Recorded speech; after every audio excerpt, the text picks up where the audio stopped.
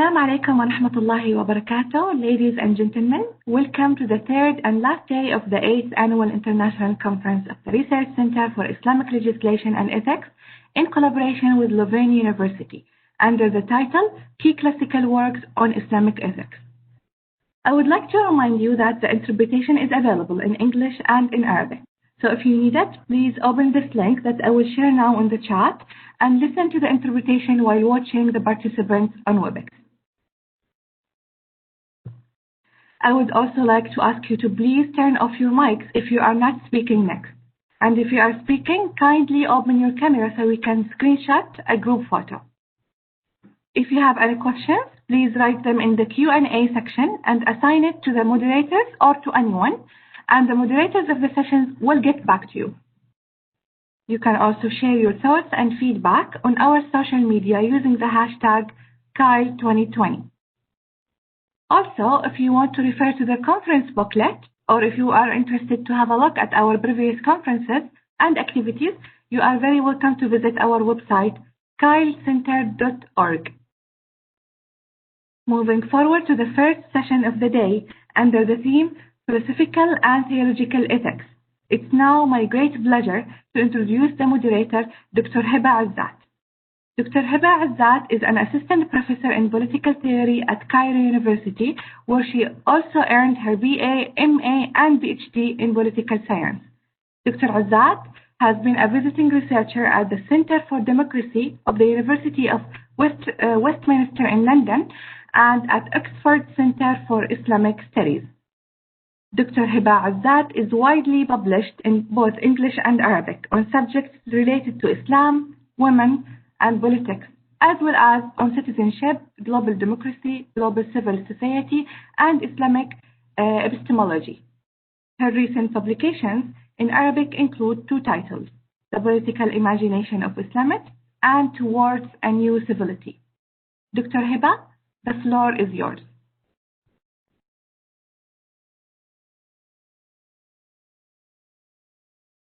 You are muted, Doctor.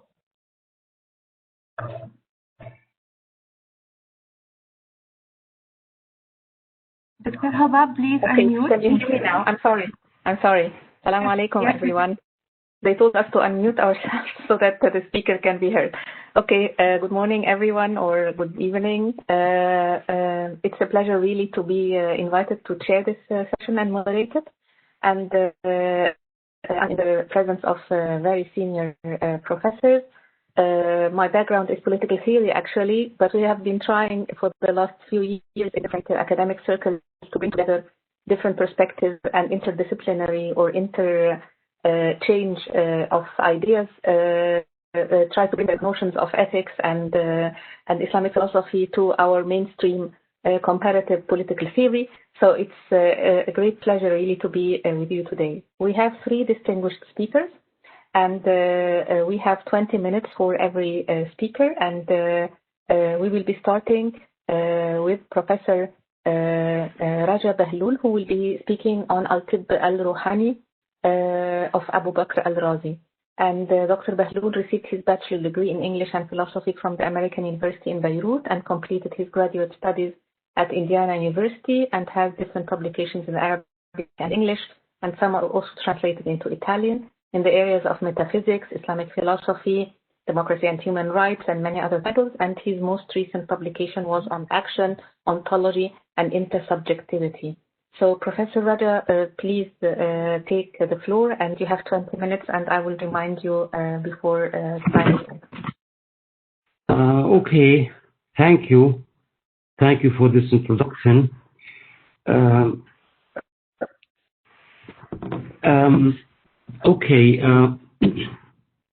I hope you will forgive me if I don't dwell at length on al-Razi's life and times and the history of his book, Al-Tibb al-Ruhani, which I will be discussing.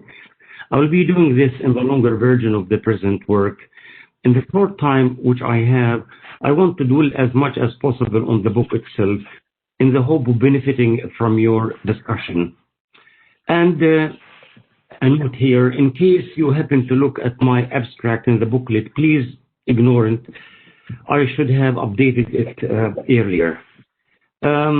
Okay, nevertheless, let me say just a few words about the author, just on the off chance that someone might not know who Abu Bakr al-Razi is. He's probably the most famous Muslim physician, someone whose medical texts continue to be taught in the West well into the 19th century. During his time, he lived from 864 to 925, Common Era. He was widely criticized on account of his free thinking and elevation of reason above scripture, but he somehow managed to enjoy a peaceful life. He wrote a great many treatises on philosophical and moral subjects. Very few of these survived, one of these being the book which I plan to discuss. In my presentation today, I will not be offering a chapter-by-chapter analysis of the contents of the book as others have done. Rather, I want to present a theoretical analysis of the book in terms of a few basic ideas. These include the idea of practical reasoning, the idea of moral failure as an epistemic deficiency, the causal efficacy of knowledge, and finally, the modern idea of cognitive therapy. In order to lay the ground for thinking in a theoretical vein about Al-Razi's discussion of spiritual ailments, we need to introduce the notion of practical reasoning. Briefly, it is this. People have beliefs, desires, and goals, and often find themselves in practical situations where they have to take action. They reason, consider what to do, and as a result, they reach a decision to do something, or they do it right away. Aristotle gives a memorable example of such practical reasoning, otherwise known as practical syllogism. Says Aristotle, what I need, I ought to make. I need a quote, therefore I make a quote. And Aristotle continues, and the conclusion I make a quote is an action. We can imagine that this bit of practical reasoning occurs in a practical situation where one finds oneself needing a quote. Perhaps it's getting cold, or perhaps one needs to venture outside. From the point of view of a moralist, a given piece of practical reasoning may issue in an action which is moral or one which is not. Furthermore, to a moralist like Al-Razi, who defines the goal of the spiritual physics as the reformation of the soul's character, the question of why and how someone may fall into error must have been ever present. So what was Al-Razi's answer? The answer, I believe, runs through Al-Razi's discourse like a subterranean stream, which is not visible to the eye, but one whose existence is revealed by the vegetation along its path. In more mundane philosophical terms, Al-Razi's answer is an implicit assumption which explains his almost exclusive recourse to a certain way of diagnosing and treating spiritual ailments. I submit that according to Al-Razi, spiritual ailments are at root a manifestation of a certain type of deficiency. A deficiency in the knowledge which people bring to bear on their conduct of affairs. To use a catchy modern phrase, the cause of spiritual ailments lies in an epistemic deficiency of sorts. How is that? There is hardly a place where Al-Razi talks about spiritual ailments without reference to the concept of knowledge, either directly or indirectly, as when he employs concepts such as reason, persuasion, error, intelligence, and understanding. All of these are related to knowing in one way or another. He begins his book by praising reason, saying, reason is the thing without which our state would be the state of wild beasts. In essence, we are rational creatures. Elsewhere, Al-Razi states that the rational soul is the true man. Fairly early in the book, he goes as far as to define spiritual physics as persuasion through argument and proofs. Persuasion and proof, of course, are yield knowledge of how things are and may involve giving up mere opinions which are not knowledge. Now, I have no time to discuss the many examples in the book which support this idea, so I shall mention only two. One illustrating how epistemic deficiency manifests itself at the level of goals and values which one lives by, and another example illustrating epistemic deficiency at the level of actions which one may undertake while pursuing one's goals. About the goal or value of pleasure seeking, for example, Al-Razi states clearly that most of those who incline after pleasure and follow it blindly do not know it for what it is really. I place emphasis here on the words do not know it for what it is really. To properly understand pleasure, one must realize that pleasure consists simply of the restoration of that condition which was expelled by the element of pain while passing from one's actual state until one returns to the state formerly experienced. Armed with this kind of knowledge or understanding, the rational person will conclude that pleasure is not to be sought after. At most, one may seek to avoid pains in the first place, which is quite natural anyway, whose removal constitutes pleasure. For example, one feels the pleasure of eating while passing from the pain of hunger back to the normal state. Here we have an epistemic corrective at the level taking place at the level of goals and values, such as the goal or value of pleasure seeking. With regard to epistemic failure at the level of actions, there is a consequentialist strain of thought that runs throughout Al-Razi's book. Actions have consequences, and agents who undertake wrong actions are ones who do not fully know the consequences. Consider, for example, the actions to which envy may lead. Al-Razi mentions no fewer than 3 or 4 consequences. To the soul, envy brings prolonged sorrow and anxiety. To the body, it brings insomnia and malnutrition. It displeases men, and it displeases God. Failure to realize these consequences is an epistemic failure, a failure of knowledge. How so? Al-Razi's argument for this is simple and compelling. We are endowed with reason, and reason affords us knowledge of consequences in the form of foresight.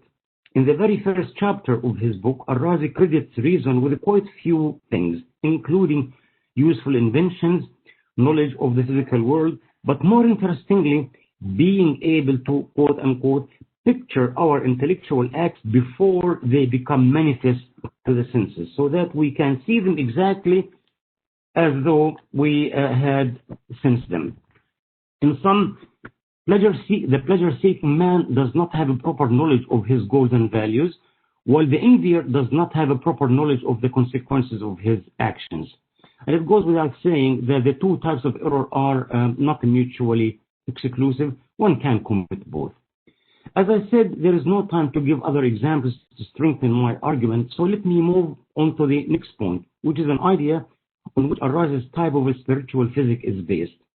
This is the idea that sheer knowledge, belief, understanding, realization, call it what you will, is causally efficacious in the sense that it can bring about changes in desires and behavior. We find this idea very much at work in the recommendations which Al-Razi offers for treating psychic ailments. Typically, we find him doing any one of the following: singly or in combination, telling stories or anecdotes, giving examples, inviting the patient to picture or imagine situations, analyzing concepts and offering definitions, dwelling on thoughts of consequences, and, at his best, providing arguments and proofs that recommend wise choices and right actions. Now, all of these activities are in varying degrees cognitive, in the sense that they put the mind of the patient in a thinking mode. For what are illustrative stories, examples, imaginings, analyses, arguments, but different modes of ideation? A patient who is paying attention to what his spiritual doctor is doing is bound to think and put things together. And if all goes well, he comes to believe, know, or even desire certain things which he did not hitherto believe, know, or desire. All of this is cognitive. All of this is a cognitive activity in the broad sense of the term. If Al-Razi's method of treatment involves some or many of these activities we have just enumerated, then it is by definition a cognitive type of therapy. The final element in this reconstruction which I'm offering of Al-Razi's therapeutic strategy is the rather uncontroversial idea that we are normally moved to act by our motivations, incentives, and desires. Not all the time, of course, but certainly in the normal situations where there are no obstacles. Al-Razi's therapy tacitly implies that when our beliefs are set right, that is, when we have right knowledge of how things are, and when our motivations naturally fall in line with our right beliefs, right actions will follow. Vice will have no place in the system of things.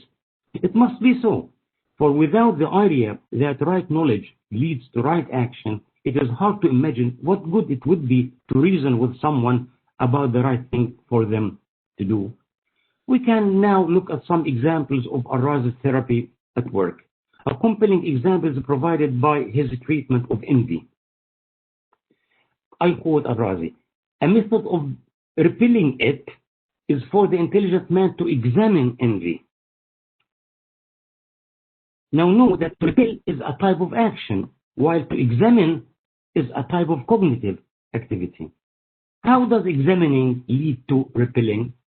Al-Razi uses a battery of arguments designed to show how irrational envy is. Over and over again, he makes the point that the envier has no rational ground for resenting those more fortunate. The envious man envies those who never injured or offended him.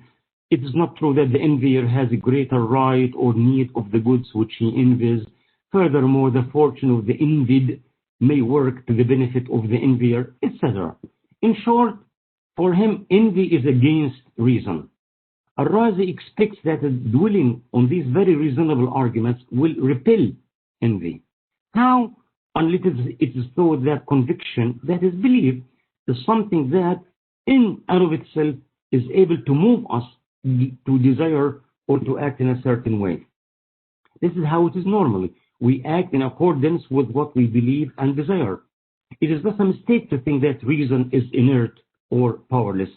Says Al-Razi, the reasonable man will rein his animal soul by means of the perspicacity of his rational soul. And the causal efficacy of right reason, to give another example, is even more patent in Al-Razi's treatment of grief. Various cognitive terms are invoked in the process of reasoning here, and they are invariably followed by expectations of a practical behavior involving outcome. For example, the intelligent man is invited to examine and consider that nothing is constant or permanent as an individual, but rather that all things pass away and perish. These are cognitive premises derived from logical and natural laws. They are immediately followed by an assertion concerning the affective feeling, the affective state of the patient. When he reflects on these reasonable considerations, arguments, he ought, he says, not to take too much to heart or feel too outraged or stricken by the sudden deprivation of anything. Notice, such a realization is expected to be followed by such a state of feeling, which will naturally be translated into appropriate action. I will stop here, having explained the nature and assumptions on which Al-Razi's therapy is based. It is a cognitive type of therapy based on the assumption that psychic ailments and vices stem from deficient knowledge, and that once one is enlightened as to what to value and believe, everything, including state of mind as well as behavior, will fall into place. What remains for me to do is to evaluate Al-Razi's achievement in the light of some philosophical difficulties of which he does not seem to be aware. This I shall leave to the longer version of the paper, which I continue to work on.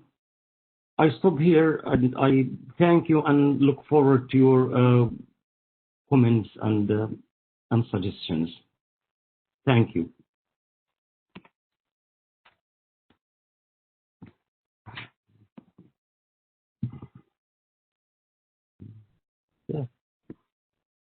Yeah, I realized that I finished way ahead of time. I don't know, maybe I was reading a little. Which is very rare, actually. Quickly, but thank you very much. Yeah, thank you. Thank you. When you were talking, I'm a political theorist by training, so when you were talking, I was really impressed by the dimension of this complexity of the relation between the mind, the body, and behavior. And what we teach in modern and contemporary political theory is basically this separation between the spiritual, the rational, and the physical. So this embodiment and this rise of physicality, the focus on the physique of the individual and his material surrounding. Also, it struck me that the dimension of speed that we are faced by today. When Al-Razi was talking about these dimensions, he was in a time when we didn't have that degree of high speed in our everyday life, and hence this harmony is interrupted by speed, basically. But also the dimension of time appears again when he is talking about how he can treat the soul, and then the body will be basically a mirror of the state of mind and the state of the soul. This is interrupted by our everyday life in modern times and postmodern conditions, and there is so much to learn from that. This dimension of holistic medicine is now given more attention, and I think that even recently it has been said that traumas leave their impact on the body. So the trauma is not only a psychological state, but and sometimes even they say it can be inherited. So it leaves its mark on the genes even. So it's very interesting how we find in our philosophical Islamic heritage these dimensions of ethics that can enlighten a lot our understanding of our human nature, basically. Yeah, not only that, but Razi, in his practice at least, he was not really the Doris he was made out to be. His procedure betrays a kind of integrative view of the patient or the human being, whereas what goes on at the level of mind or spirit is directly related to what goes on at the level of the body and vice versa. And I think also the level of or the nature of medical ethics at his time was very much related to this notion of hikmah. We used to call in our Arab world and Arab language the medical doctor al-Hakim, because he was this notion of the Anglo-Saxon notion of the family doctor, someone who knows the whole context, who knows, who basically is partly a pediatrician, but also treating people at the old age, so it's like he knows the whole context. And I think one of the issues that we are facing now is this institution of the practice of medicine as basically a profession and relating it to the market, so the privatization even of the whole industry. So it interrupts all meanings, Yeah. Very interesting. Okay. Q&A is open for whoever wants to raise his hand or her hand, and also send to chat some remarks. So far, I didn't see any Q&A. It does not appear on my screen, so we will move. Maybe we can catch up later when we have the discussion. We move now to our second speaker, Professor Hans Daiba, and he is a holder of the chair of Oriental Languages at the Johann Wolfgang Goethe Universität Frankfurt till he retired 2010. And he taught widely in different parts of the world, in Amsterdam, in Tokyo, in Malaysia, and his main field are Arabic studies and Islam, and including Islamic philosophy, theology, history of sciences, and the field of Greek, Syriac, Arabic, Latin translations, and his recent book that should appear or have appeared probably by now is on the title. The title is From the Greek to the Arabs and Beyond. That will come out from Brill.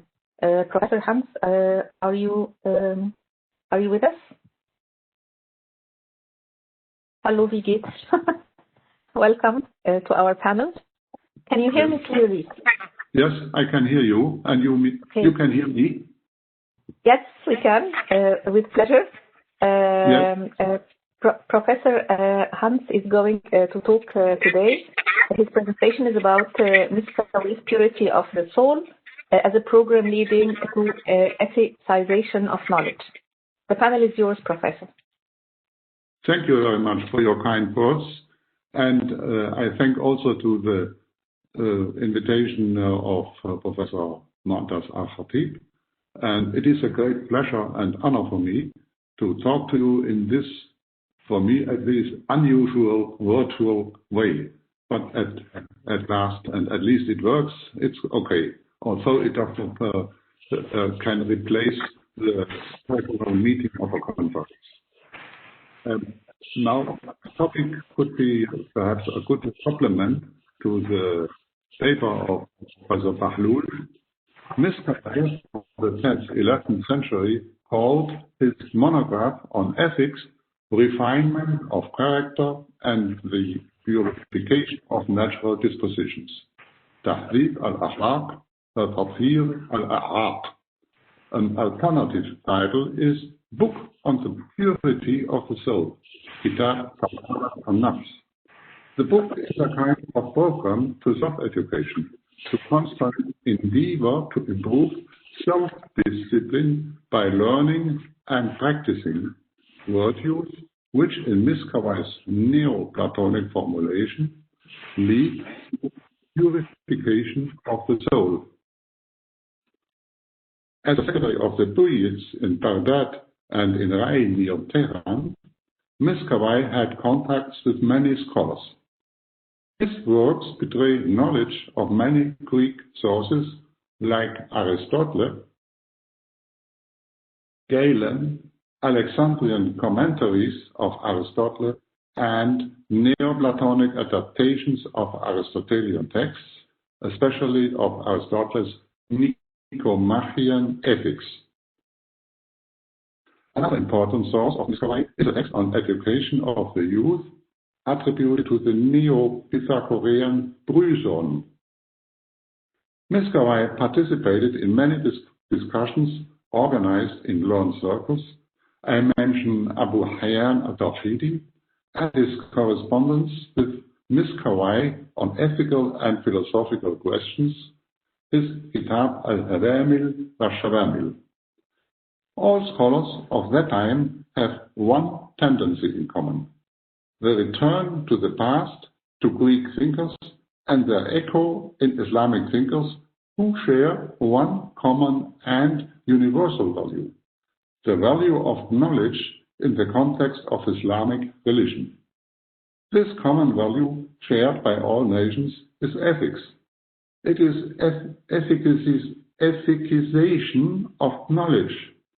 Ethicization of knowledge means the rediscovery of human dignity in the context of an Islamic religion. Miskawi's ethics can be considered as a program for ethicization of knowledge. Miskawi rediscovered the role of the individual within a society which is shaped by harmony, love, and friendship.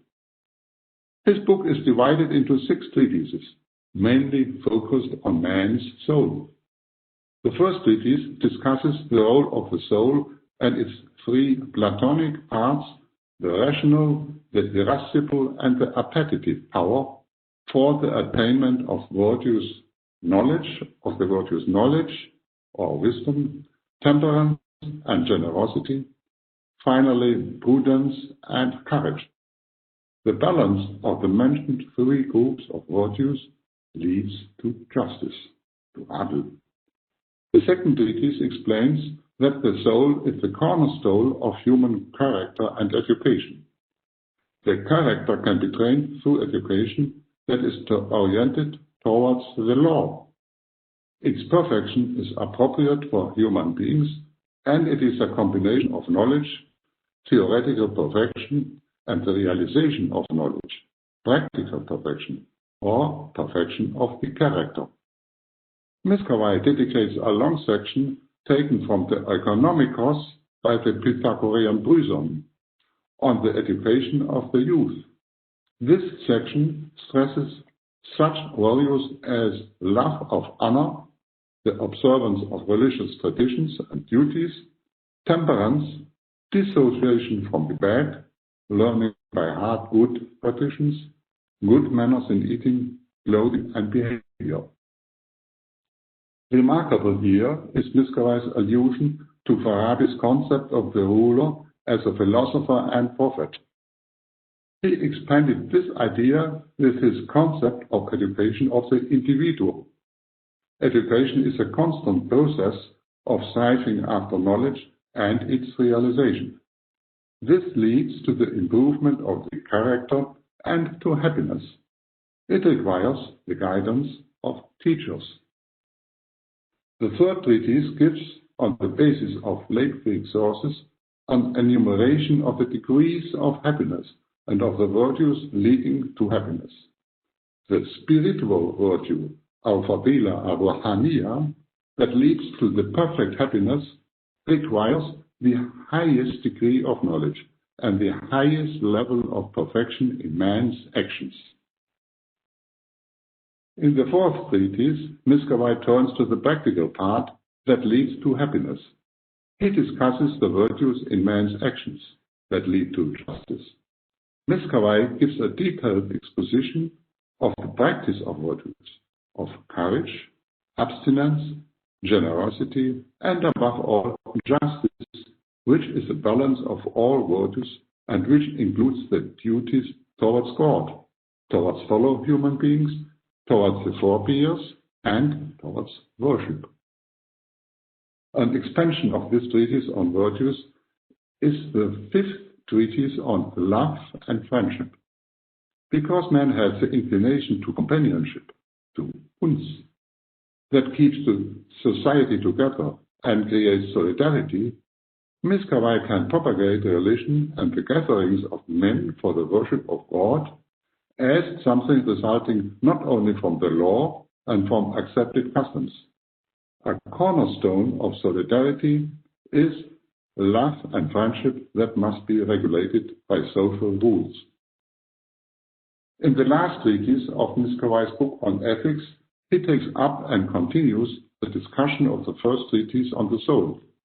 On the basis of his discussion of the cardinal virtues and Galen's doctrine of the four temperaments, Miskawai gives practical advices for the preservation of the health of the soul and the restoration of its health. In the foreword, he explains the diseases of the soul in an allusion to Aristotelian and Galenic doctrine that man is composed of his body and the divine incorporeal faculty, his soul. Diseases might have their origin in the soul when man is thinking evil things, or when he is frightened. Or diseases are caused by man's constitution or his senses. The health of the soul can be preserved through association of man with good people, through constant reflection and acting accordingly, by observing such virtues as friendliness, truthfulness, moderation and prudence, diligence, self-control, attentiveness, sincerity, and critical forbearance. In the following section, Miskawai discusses the possibilities to restore the health of a soul. According to him, the health of the soul is missing when the balance is missing. This balance between two extremes can be reached through activity, effort, and diligence. Diligence with the Arabic term ijtihad, interestingly. The balance between two extremes lead to the four cardinal virtues, which Miskawai mentions here as courage, abstinence, wisdom, and justice. In the footsteps of Galen's diagnosis and treatment of the soul's passions, the main cause for the illness of a soul is the irascible part of the soul, which can become the seat of anger, of an agitation as a result of which the blood of the heart boils in a possession for vengeance. Miskawai gives many examples of bad character traits arising from anger. They can be changed through moderation, self-control, sincerity, and magnanimity. The knowledge of possible misfortunes in the future is a strong remedy against fear, which arises if the irascible part of the soul has not any agitation and if cowardice and a feeling of faintness prevail. Consequently, Miskawai argues that fear of death can be abolished through knowledge of the shortcoming of life before death and knowledge of the immortality of the soul after its separation from the body. Miskawai ends his book with a section on the remedy of grief. Similar to fear of death, grief can be cured by insight into the transience of the world, contrary to the world of the intellect. As a corroboration of this, Miskawai adds a long excerpt from Kinti's Treatise al-Ahzan, the repelling of griefs. Kinti recommends the concentration on the intelligible world by imitating God. This imitation of God is, according to Kinti, attained through the human virtues, through good behavior and acting. This will lead to nearness to God and knowledge of Him. Kinti, as well as mirror the transformation of the Platonic doctrine of the soul into the Neoplatonic concept of the soul returning to its divine origin. Kinti and Miskawai follow the Neoplatonic tradition of Plotinus and the Neoplatonic tradition of the Vita Pythagorica, Pythagorean life, as shaped by Porphyry and his student Iamblichus. The soul is eager to release itself from the body through ethical virtues and to return to its divine origin, the realm of the intelligible world. Kinti does not offer a fully developed ethical doctrine. This remains reserved to Abu Bakr al-Razi from the 9th century, to Farabi, and above all, to Miskawai. These philosophers have continued the Neoplatonic tradition insofar as they share the common concept of happiness, which can be reached by the release of man's soul from matter, by man's virtuous acting, and his increasing knowledge. According to Miskawai, this knowledge is most perfect in the perfect man, Insan Kamil, who is either a perfect philosopher, Hakim, because of his inspirations and ilhamat in his philosophical attempts, and through heavenly support in his intellectual conceptions. Or he is a prophet supported by God because he obtains divine revelation in varying ways. He will then become an intermediary between the higher world, al-Mala al-A'la, and the lower world, al-Mala al-Asfal. This formulation is a clear echo of a specification introduced by Farabi. According to Farabi, the ruler in the perfect state is a philosopher, and he is a prophet who rules the city, inspired by God and by emulating God's rule. In addition, Miskawai and Farabi mirror an accentuation in Iamblichus, who combined philosophy with revelation and herewith had modified his teacher Porphyry. The common Neoplatonic tradition in Miskawai and Farabi appears to be mixed in the latter mainly with Platonic and Aristotelian ideas. This means that Farabi is concentrating on epistemology and the concept of knowledge, of learning and acquiring knowledge. Miskawai, however, is more focused on Aristotle's Nicomachean ethics, which he combined with Hellenistic Neoplatonic interpretations. His Tahdhib al-Akhlaq is not a book on political thought, containing rules for rulers and ruled, like Farabi's book on the perfect state. On the contrary, it is a book on virtues of the individual. The individual is provided with wisdom and intellect and should aim with all his capacities to live a divine life, hayat ilahiyya. This aim requires, as Miskawai says in the footsteps of Aristotle's Nicomachean Ethics, a moderate amount of external goods. Similarly, the Amplifus recommends a moderate acquisition of possessions insofar as it is necessary and useful for man who is on the path of virtue, by reflecting on the path leading to virtues away from the body. Everyone is obliged to tackle difficult situations and to endure trials as possibilities to learn, to find the right way, and to avoid sensual delights, like that. The reasonable part of the soul urges the disobedient part to keep to the virtues and to become habituated to them. This is a process of learning, thus leading to education, taharruj, experience, tadarrub, hibra, and patience, sabr, also in dealing with others.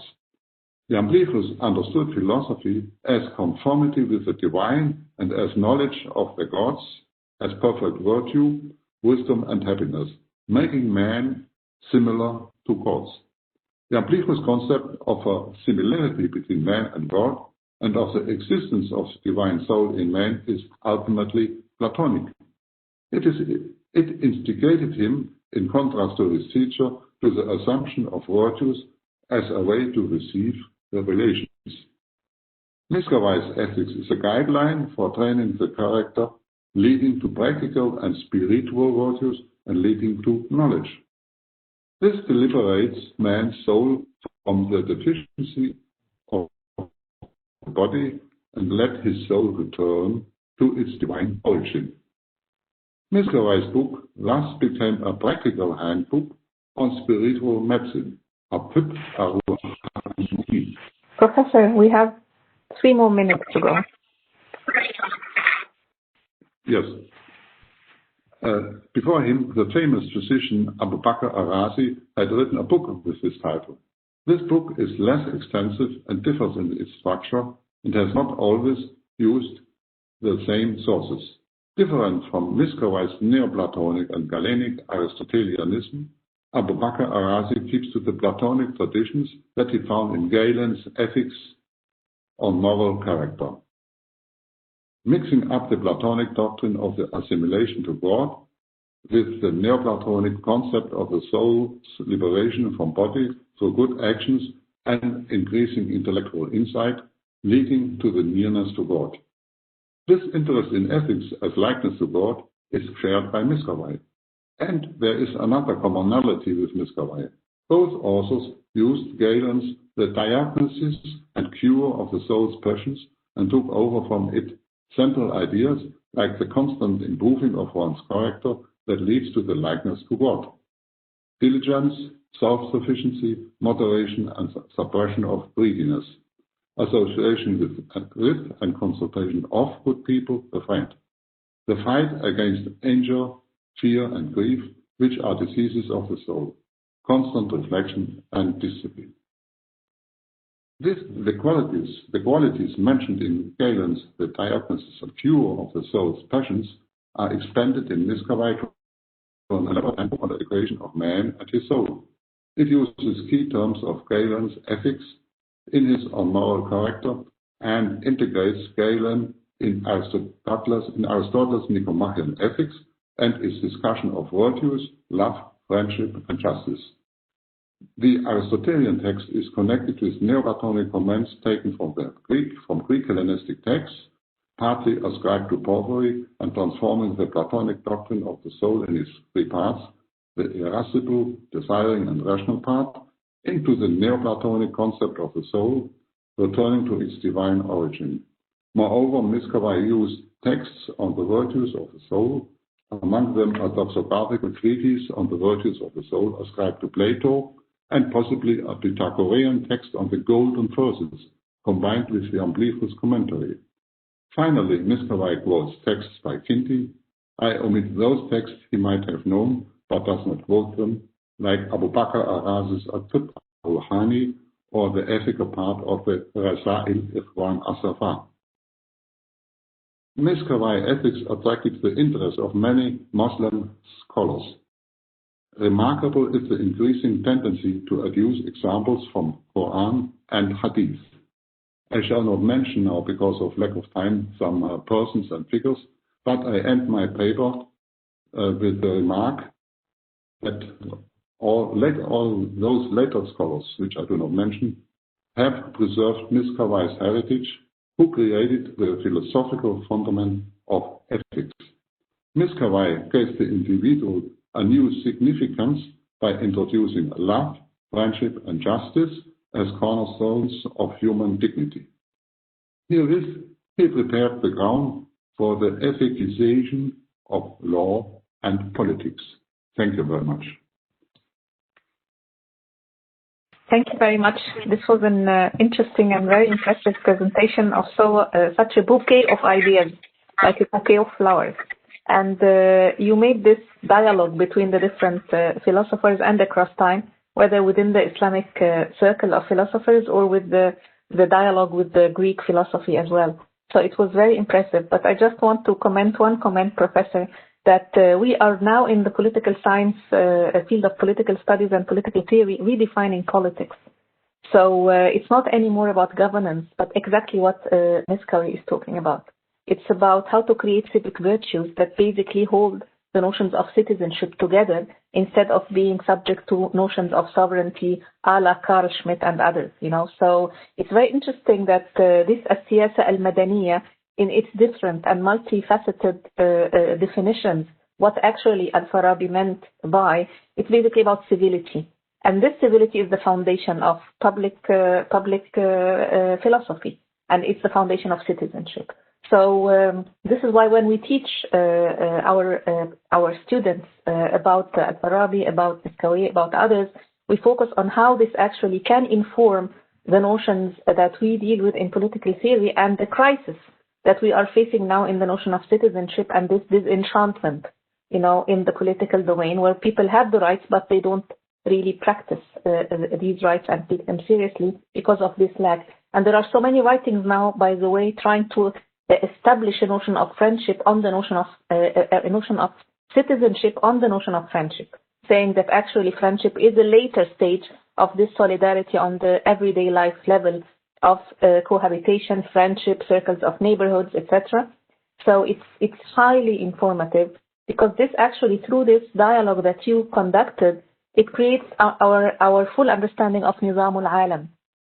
You know, it also relates the individual to the collective and to the wider realm. Thank you very much, Professor. It was a very rich presentation. And now we move to the third presenter, Professor Dr. Yasi Mohammed, who is going to talk about Al-Dhari'a ila Makarim al-Shari'a, written by al-Isfahani, and he is going to focus on the ethical work of al-Isfahani. Professor Yasien, the floor is yours. Assalamu alaikum, and good day. Good day to everyone. First of all, can you please? Yeah, now I can. Yeah, can you hear me? Yeah, I can hear you. I will be reading from my laptop. Will you be able to see me? Can you see me? Yes, we can see you clearly, sir. Professor Yasien is Emeritus Professor of Arabic and Islamic Studies in the Department of Foreign Languages at the University of Western Cape, South Africa. So Professor is also a senior fellow at Yaqeen Institute, and his last publication was titled The Path to Virtue. So are you in South Africa now, Professor? I'm in South Africa, from the beautiful city of Cape Town. MashaAllah. We welcome you. Marhaban. Yes. Yeah, I was there once, and it's a beautiful place, and people there are very kind people. Please, the floor is yours. Thank you.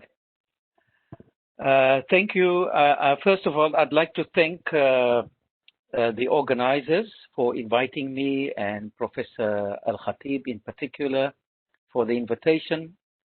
And also, I'd like to thank my supervisor, Professor Hans Daiber, for introducing me to Raghib al-Isfahani 30 years ago in Amsterdam, if you would recall.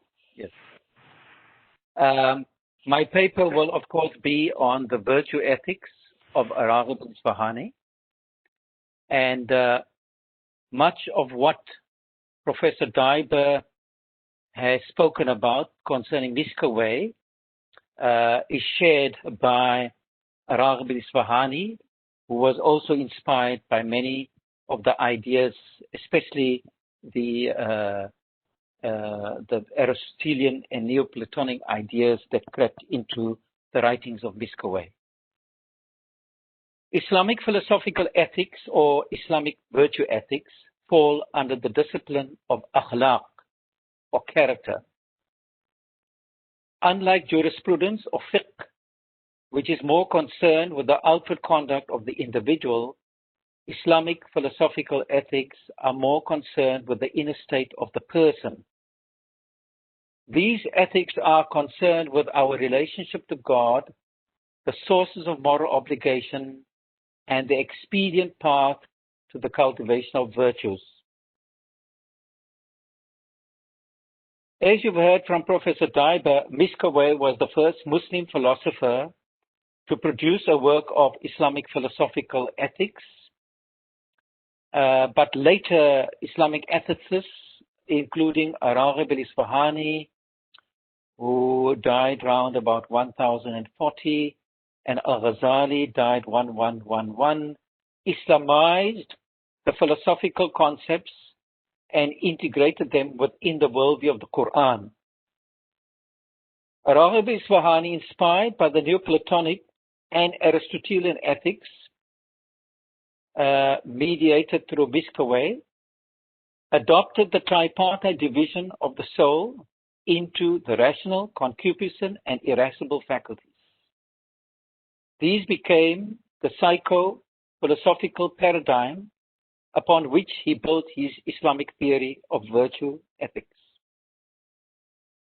Before discussing the Islamic virtue ethics of Al-Isfahani further, I need to say a word about Al-Isfahani's date of death and his theological orientation.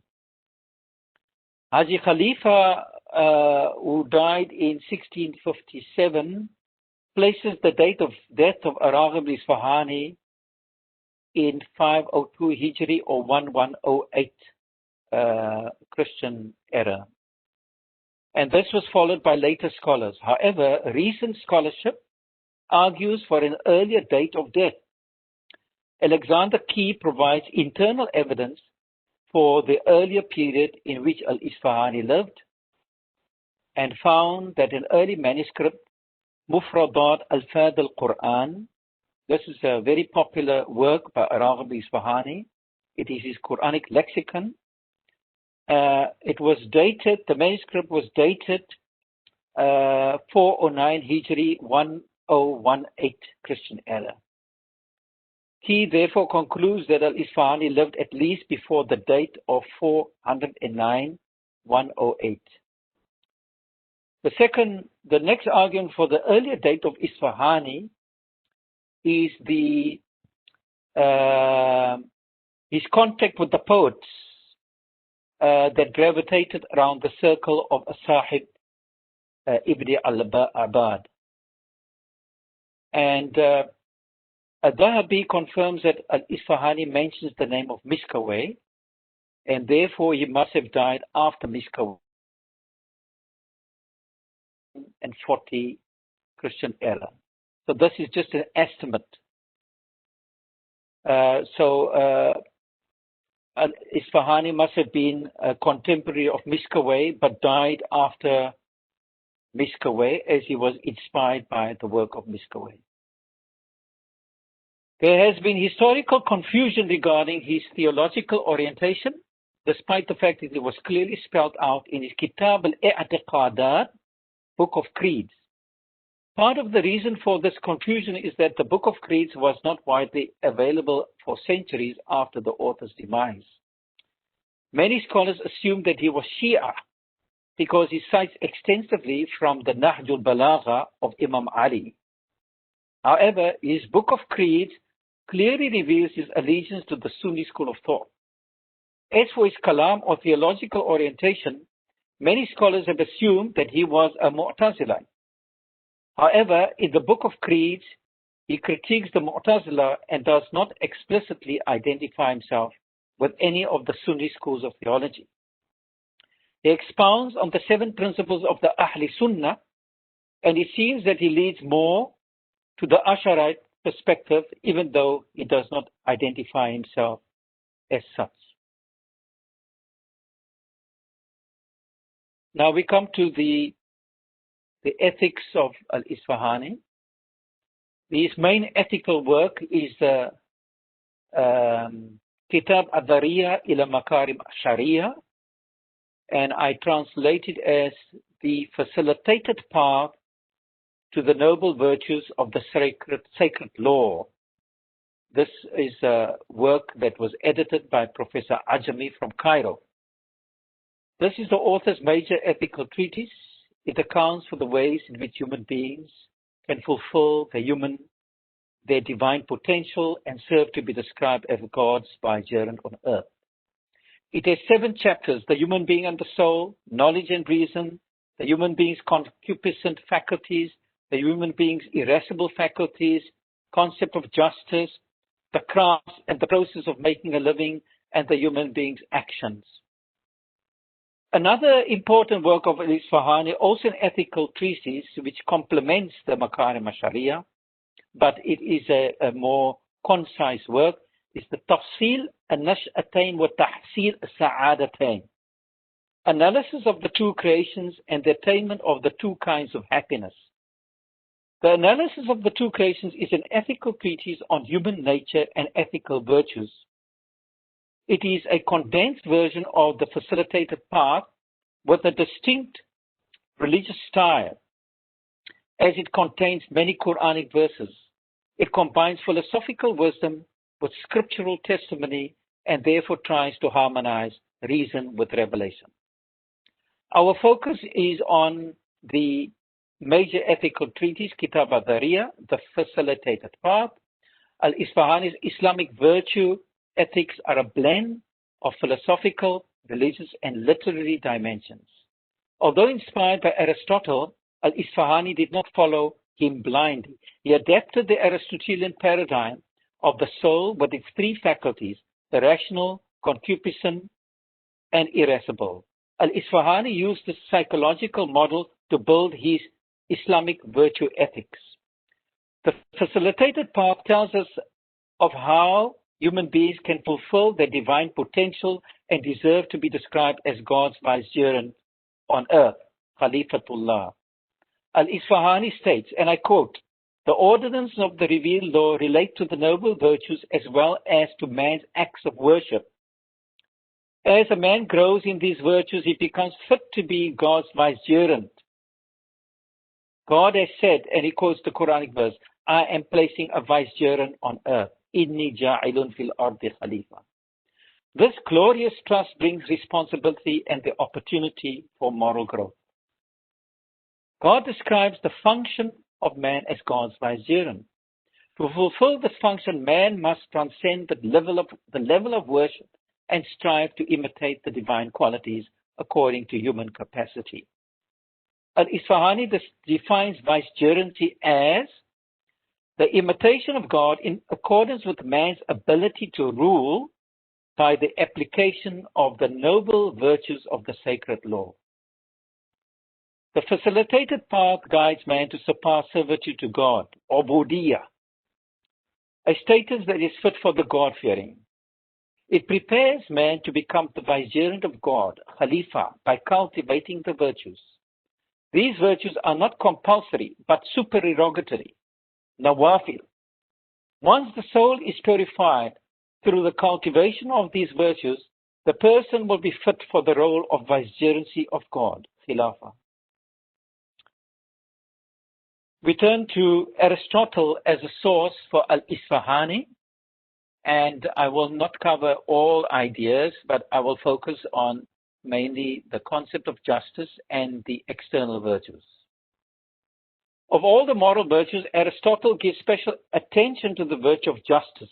It occupies the whole of Book 5 of the Nicomachean Ethics, where justice is described as the virtue of character, exemplifying the doctrine of the mean. For Aristotle, justice is complete excellence of virtue, because he who possesses it can exercise his excellence towards others too, and not only himself. Unquote. If excellence relates to the agent alone, it is excellence of character. If it relates to others, it is justice. On social and legal justice, Aristotle has two applications, distributive and rectificatory justice. Al-Isfahani adopts these two forms of justice, but adds three other forms of justice. One is the knowledge of God and obedience to Him, and the other is the justice to the self, where reason predominates over desire and anger. Here you see it's very similar to Miskaway. Al-Isfahani states, he is just, and I quote, he is just to himself first, before being just to others. Unquote. Justice as obedience to God is absent in Aristotle. Isfahani added Aristotle's rectificatory and distributive justice to his 5 categories of justice, but replaced Aristotle's notion of human law with divine law, Shari'a. He regarded the justice of the self as the point of departure for legal and social justice.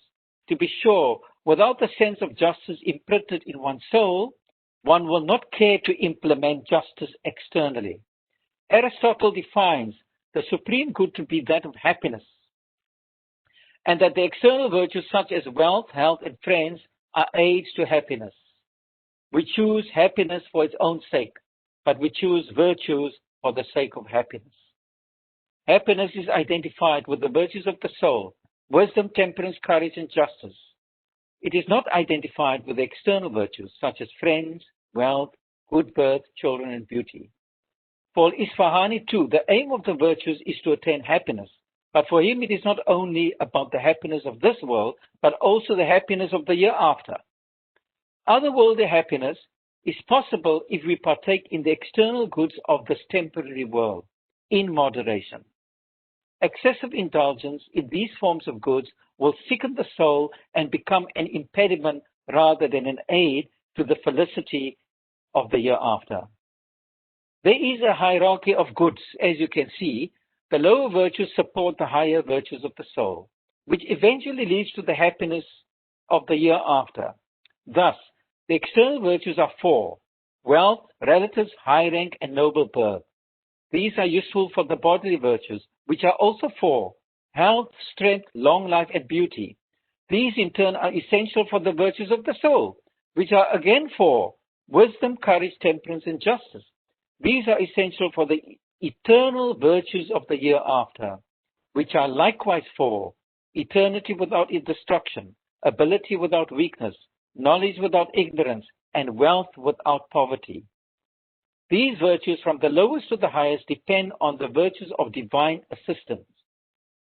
Al-Fada'il al-Tawfiqiyya, to flourish. All these virtues, from the external to all these virtues, are not possible without the Fada'il al-Tawfiqiyya for it to flourish. And the Fada'il al-Tawfiqiyya, there are also 4: divine guidance, a rushd; right way, a tasdeed; support, a ta'yid; and divine protection, al-Ismah. Divine assistance is a divine gift, and all the virtues are ultimately dependent on the divine assistance and guidance. Even the external virtues are from God and support us on the path towards otherworldly happiness. Now, I just want to say something about Al-Ghazali as a source for Imam Al-Ghazali. The Mizan al-Amal, or the Scale of Action, which is, of course, an authentic work of Imam Al-Ghazali, is an ethical treatise written probably just before Al-Ghazali's departure from Baghdad in 1095. It adopts the four cardinal virtues and the doctrine of the mean from Aristotelian ethics, mediated through Al-Isfahani's facilitated path.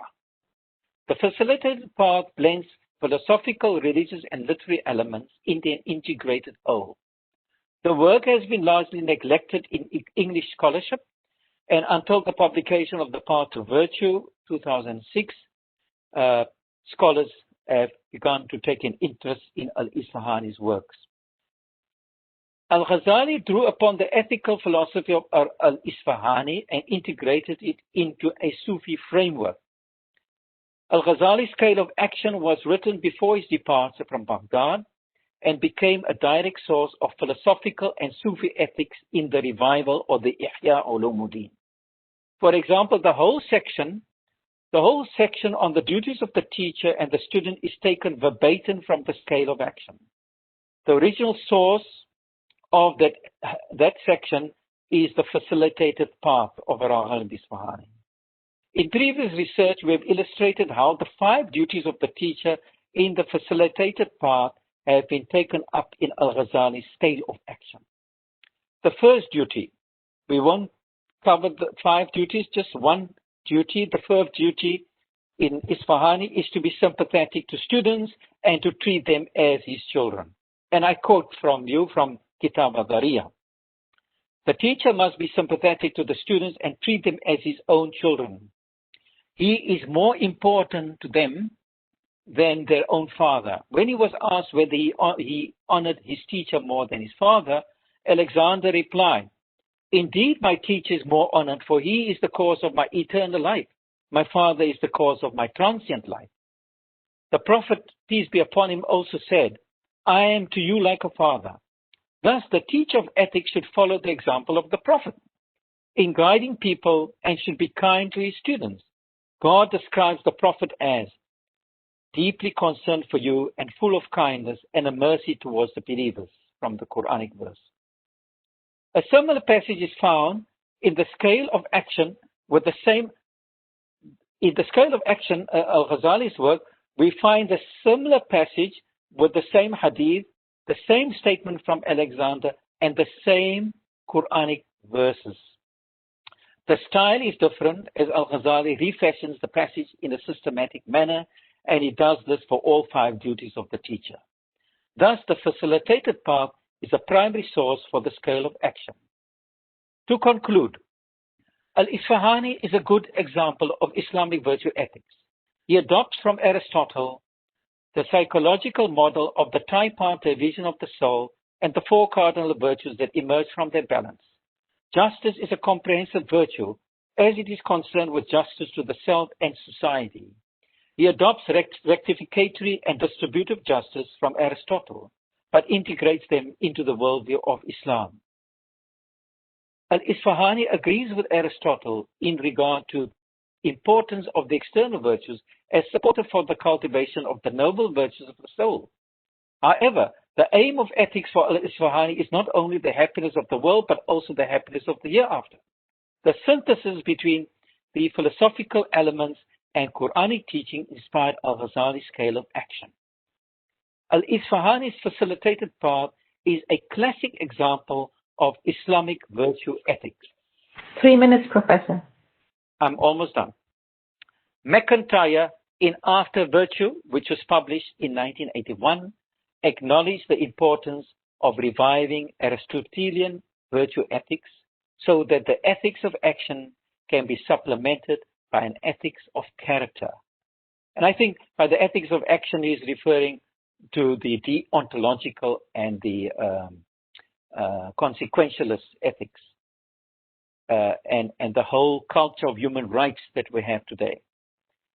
There is a similar urgent need in the Muslim world to supplement the ethics of action in Islamic jurisprudence with the ethics of character in Islamic virtue ethics.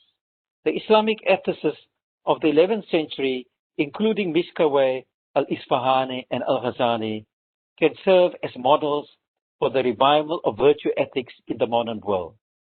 This is very important because of the culture of human rights, the overstress of human rights in the modern world, which we definitely need and we do need to promote, but it needs to be balanced with right humans, from human rights to right humans.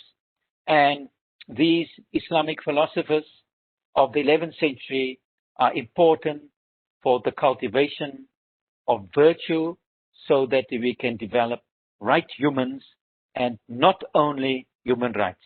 Thank you very much. Thank you very much, Professor. This was these were very deep thoughts and analysis of al-Isfahani. And I think, as much as I mentioned in the early discussion of the first paper, that the industry of medicine today is not giving attention to this dimension of akhlaq. It's more focusing on the profession and the practice of the art itself, rather than its social context, its moral and ethical obligations towards patients and society. We find the same with teachers. When we are now talking about the privatization of education, or that universities are oriented towards the market, etc. So we also, how can we be inspired by these writings in order to restructure and reform our own systems of providing medical service and medical basic rights to individuals, but also how to teach. And we have this movement now regarding deschooling society and open education in universities, to transcend all these structures that have actually turned everything into a very separate realm. The other thing is the notion of justice. It has been widely discussed in terms of like sa'adat, like happiness, in terms of this world and the hereafter. But many Islamic philosophers as well mentioned as-sa'ada in terms of al-azal, that we were happy in earlier life and humankind came to this world in order to basically search for the happiness that we can attain in this world and the hereafter. So we have this al-azal, al-alam, al-ard, and al-abad. So it's actually wider than just the two levels of sa'adat that are usually, and it's embedded in most of the writings. I would like to ask you, when you said Islamize at the very beginning of your talk, you said many of the ethical theories that have been discussed in Greek thought and earlier writings of previous philosophers, the Muslim philosophers have been trying to Islamize them. So I stopped at this notion of Islamization, and I think that some people might disagree. They might think that it's rather a dialogue.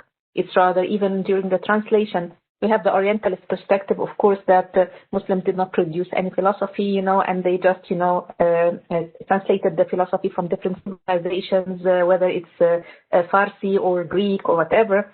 But it's actually this dialogue between the different ideas, and even when you read a text and then you comment, and then this circular notion of knowledge.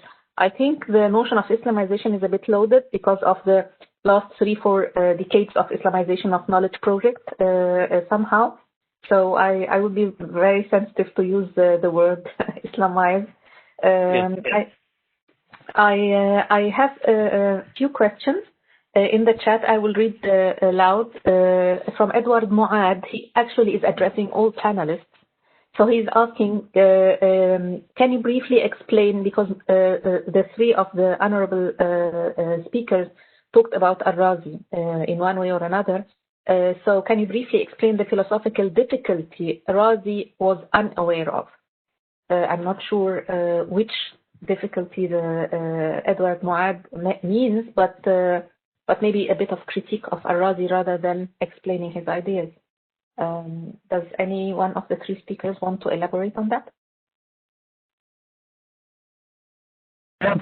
Yeah, I think I should, because I'm the one who spoke of yes, mainly difficulties that Al-Razi seems to be unaware of, and I don't imagine he was alone in this. What I was referring to is a problem that goes far back, all the way back to Socrates, Plato, and Aristotle. And it is very much and discussed nowadays. In one word, it's known as the problem of akrasia, or in simpler English, weakness of the will. It's the idea that the phenomenology of ethical life and ethical action has always been like this. It has always given us this datum, of which Aristotle was very much, and others were very much aware, namely the fact that, contrary to what Al-Ruhani and others may seem to be committed to, contrary to that, the fact is that we may have all the knowledge and the correct understanding of what we should do or what is the right thing to do. So there is no epistemic deficiency in our knowledge in any serious sense. We may have all the knowledge that there is, but nevertheless we fail to act rightly. Mm-hmm. We know what is right, but nevertheless we frequently, very frequently, do not do it. And the question, this is a problem known as across, and the question is, how is this to be explained? Now, there is a train of thought going all the way back to Socrates, saying that, well, really, vice and moral failure are examples or instances of deficient knowledge. That vice and wrong come from not knowing what the right thing to do. The implication being that once you know what is right, then right action follows. Well, that doesn't seem to be the case, and so the question is open to what explanation can there be for this. I've been reading about this in modern literature, and there seems to be really a very serious problem here. It could be at bottom physiological, for all I know. It could be psychological. It could be conceptual.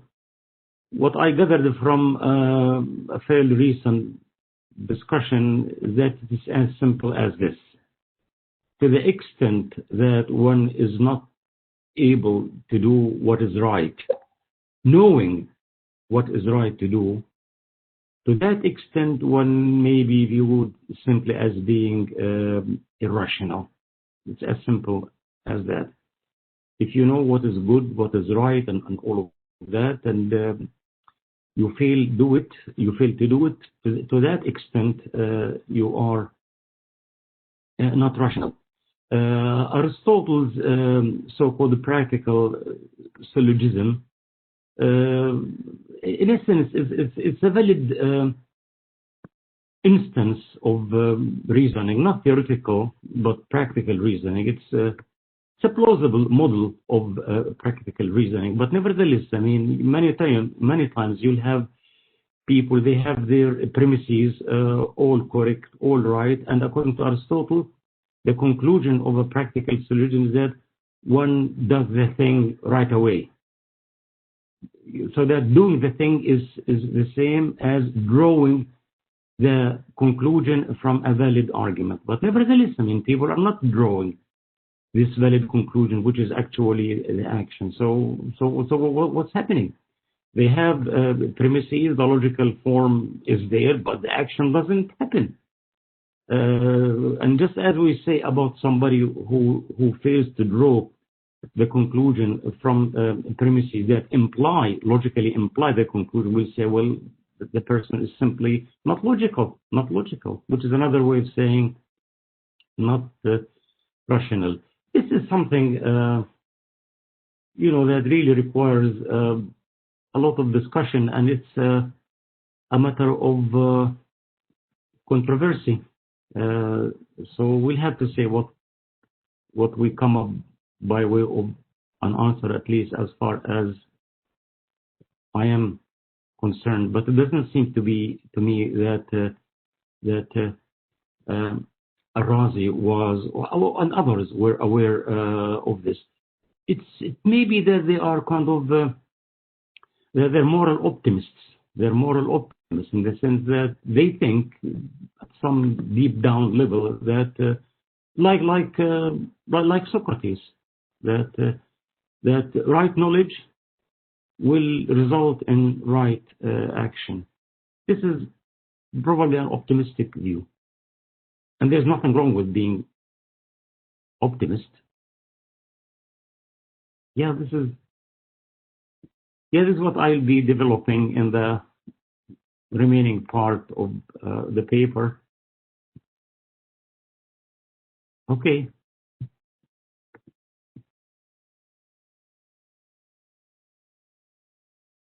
I don't know. I hope this goes somewhere. I'm sorry. I'm sorry. Thank you very much, Professor. We have a question to Professor Hans Daiba regarding Miskawayh. It's from Tuhami Bashir, and he's saying, although Miskawayh is a Shiite, his work Tahdhib al-Akhlaq was revised by the Egyptian Professor Abdul Halim Saleh and was dedicated originally to the Ottoman Sultan Abdul Hamid II and the Egyptian ruler Abbas Hilmi Pasha. These versions of the book. So, to what extent, or these editions of the book, to which extent can Tahdhib al-Akhlaq be considered a cross-sectarian political document?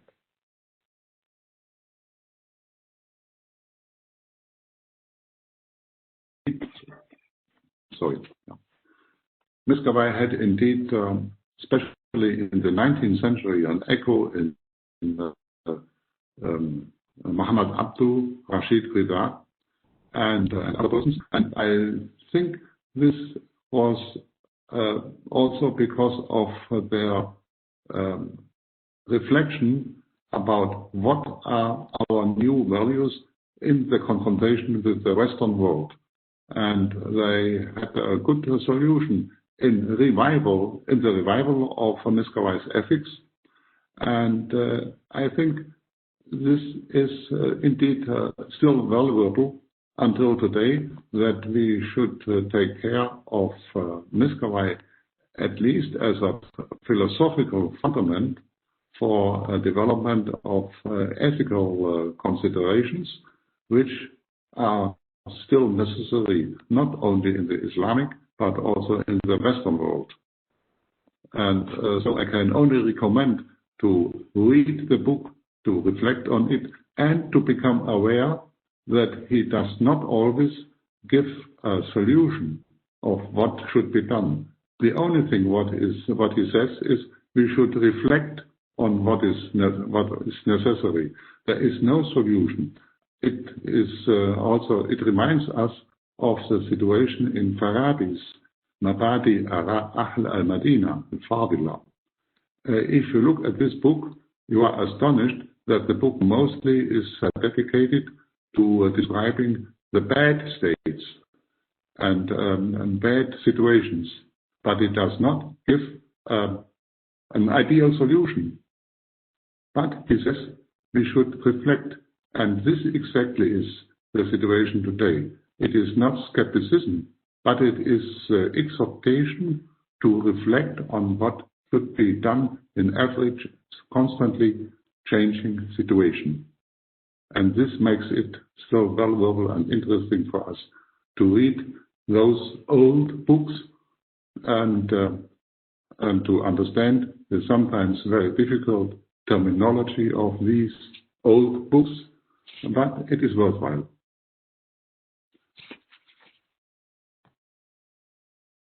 There is another question to you, Professor, by also Tuhami Bashir.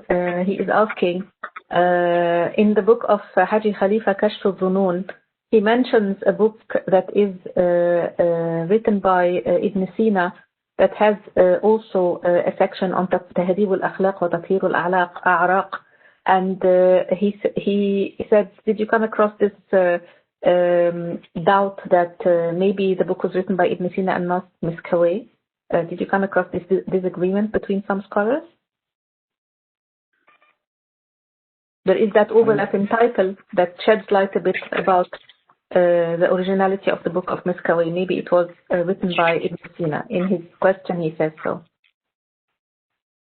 I assume that it is not by Ibn Sina because of the identity of the title. And secondly, we have very few small treatises by Ibn Sina on ethics, and one of them is heavily based on texts by Farabi. Also, Shifa does not contain any book on ethics. So I think any attribution of a great book to Ibn Sina on ethics is not correct. Thank you, Professor. Professor Yasien, there is a question for you by Jason Velle. And he asks, could Dr. Yasi Mohammed please make some comments on the importance or lack of importance of friendship as a theme for Arabic al-Isfahani, especially whether he departs in any meaningful way from Miskawayh's approach to the theme? The topic of ethics is not new in Miskawayh. It also was central in Ibn al-Mukaffa, who in his Kitab al-Adab, al-Kabir, dedicated a lot of considerations. Might be it is under the influence of his contemporary political situation, of his knowledge of the correspondence of Zahar, of the Sasanian writings, and maybe also under the influence of Miskawayh. There are really some indications that Ibn al-Mukaffa knew somehow concepts and ideas of Aristotle's Nicomachean ethics, but important is that Ibn al-Mukaffa integrated it in his way into a new concept of a good relation between ruler and ruled, and perhaps also inspired by some apocryphal texts of exchange of letters between Aristotle and Alexander the Great, and there is knowledge of Salim, a secretary of the Caliph Salim Abul Ala, that he might have considered and developed some ideas which were not only Greek or not only Sasanian, but they were written in his mind and in orientated. So much is not new in Miskawayh, but the main merit of Miskawayh is that he developed it and integrated friendship into a philosophical ethics, which had a considerable influence in later times, not only in Ghazali, but also in Isfahani, but also in intellectuals until the 19th, 20th century.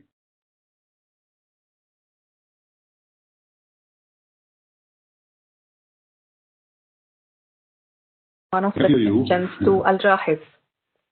You know, so the Tuhami Bashir also said that we have also, no, I'm sorry, it's Ali Taha. Ali Taha is saying that also Al-Jahiz in his Tahdhib al-Akhlaq talked about the topic, so he is a bit challenging the assumption that Miskawayh's Tahdhib al-Akhlaq was the first philosophical ethics work. So Al-Jahiz also wrote about that, and maybe earlier.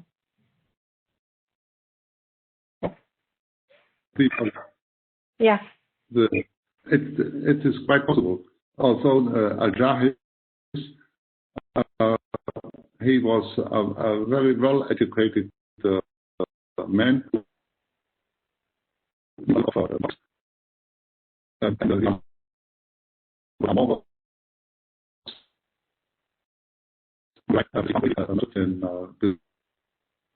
preserved in Hyderabad, so in a manuscript in Berlin Library, which shows that Jahiz prepared Professor, I'm sorry to interrupt, but your sound is not very clear.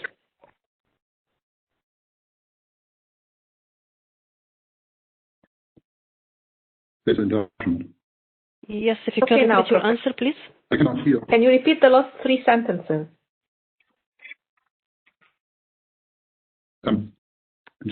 Collected his informations, which were published in his books, from different scholars and notes, which are not completely comprised and included in the published books. So it is quite possible we have a manuscript which includes, it's called Mukhtar Rasail al-Jahiz, which not only contains excerpts from the published books, but unknown texts. I can't hear you. Thank you very much, Professor. This was very thorough answer. I move to Dr. Yasien. Can you elaborate a bit on whether Al-Raghib al-Isfahani was affected by Miskawayh's approach to the notion of friendship?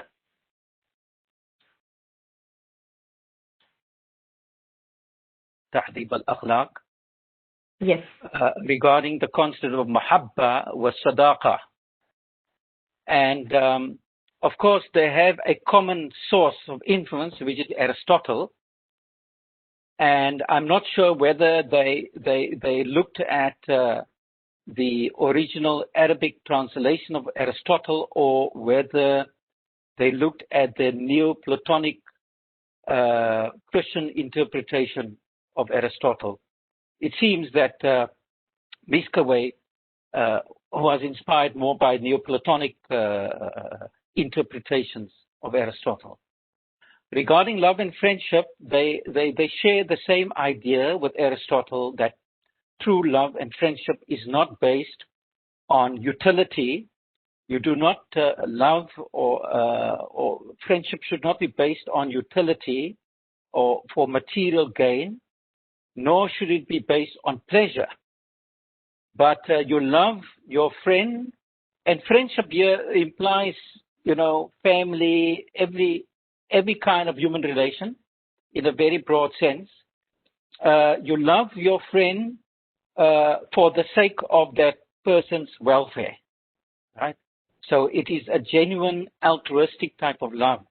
So this is shared with Aristotle, Miskawayh. There is no real difference in that respect. And also in Miskawayh, in Tahdhib al-Akhlaq, what is different from Aristotle is the idea of the love for God and God's love for humanity. And although you find that they're very much influenced by the Aristotelian idea of hierarchy in relationships, which is not based on the modern idea of equality and human rights, where they say that the student should have more love for the teacher than what the teacher should have for the student. So there's a hierarchy in the concept of love and friendship. And of course, the main difference here is also the idea of the love for God, which is the highest level of love, which you will not find in Aristotle. There is another question to you, Professor Yasien, by Edward Moad. He is asking you, you mentioned developing right humans instead of human rights, yes, or next to human rights parallelly, okay, as something we need to do. Is this possible? It seems to mean virtue can be taught, but doesn't Aristotle doubt that and say one can only become virtuous by following the example of the virtues? So it's from inside out, not from the system to be taught to individuals. Yes. So we are today in the day is the culture of human rights, right? So with human rights, we start from the society, the political systems, and then we want to have better flourishing for human beings. With Miskawayh, as well as al-Isfahani, the starting point, I think, and Professor Daiber can correct me as well, the starting point is the individual. You have to refine the individual soul, develop the various virtues of the soul, and from these virtues, you will be able to be of benefit to society. Not only at the level of justice, because the virtues of the soul, it's very important to go beyond human rights. Human rights, like Aristotle, similar to Aristotelian's idea of justice, is very legalistic. Whereas with Miskawayh and al-Isfahani, they move away from legalism, the legalism of human rights today. Because how do you obtain justice in society? To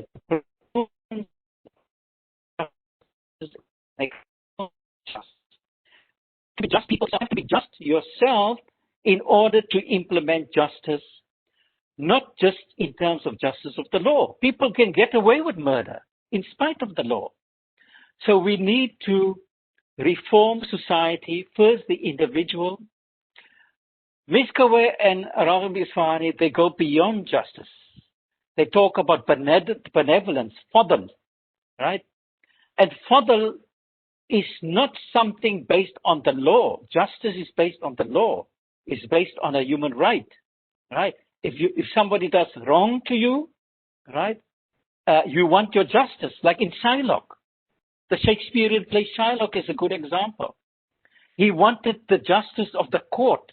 He wanted his pound of flesh. But where's the mercy? Where's the rahmah, the benevolence? So, according to Miskawayh and al-Isfahani, benevolence is a greater love and benevolence and altruism.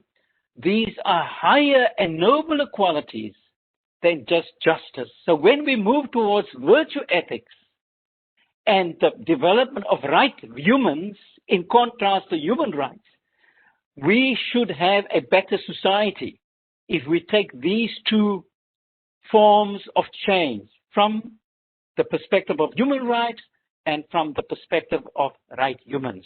Perhaps this can be a resolution for the conference of how we can balance human rights with right humans, and this conference on Islamic ethics is partly towards building up a society of ethical human beings. Thank you. Thank you very much. I have some other few questions, so I will have to bring this session to a close. So I am really apologizing to those who wanted to elaborate more or ask more questions, because we have the sword of time now chasing us, so we have to stop.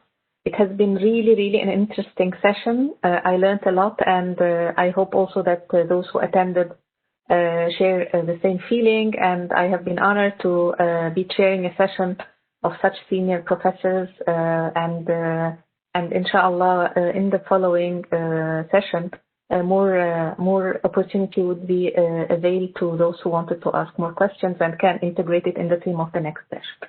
Thank you very much, and thank you Professor Muaz Mu'taz al-Khatib for inviting me, and also all the organizing team who are working very hard, bombarding us with emails all the time. Thank you very much for everything and the technical support. And also I want to thank really, really wholeheartedly the translators. They have been sort of running after you, because some of you were speaking quite fast. So thank you for the translators as well. Thank you. Thank you all. Thank you very much, Dr. Hibba. That was a great discussion. And now we'll take 15 minutes break. We'll be back, inshallah, after 15 minutes. Thank you, everyone. Thank you very much. Assalamu alaikum. Wa alaikum assalam.